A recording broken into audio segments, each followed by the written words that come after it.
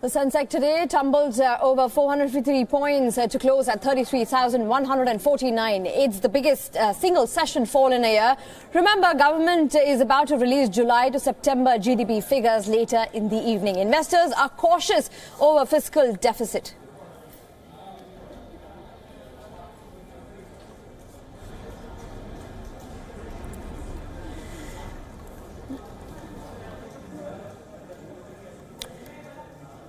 Joining me live from Hyderabad is our senior business correspondent, Sumit Chaturvedi. Sumit, Indian GDP growth figures in just a while from now.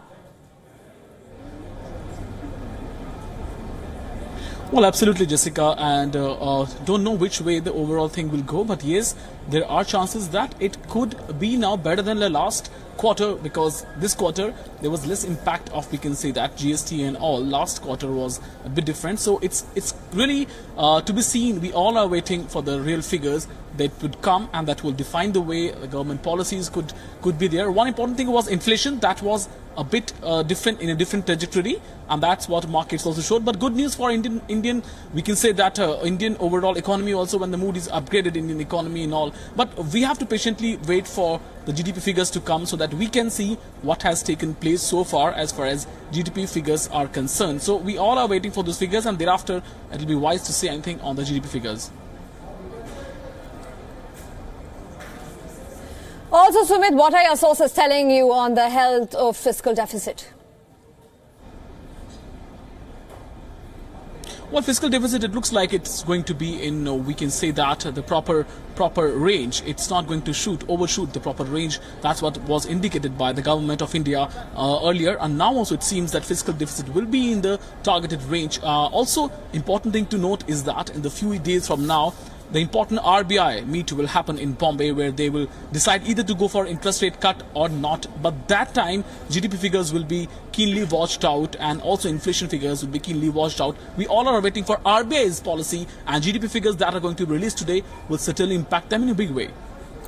All right, Sumit, thank you for joining us on the program and giving us those details. Of course, taking weight at the markets and the numbers today. Joining me on the program is also Mustafa Nadeem. He's a market analyst. Good evening, Mustafa. Single biggest session fall in the year.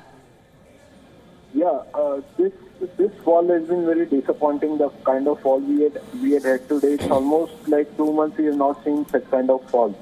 So this fall is attributed to a whole host of figures, like the liquidity concern which is there in the system.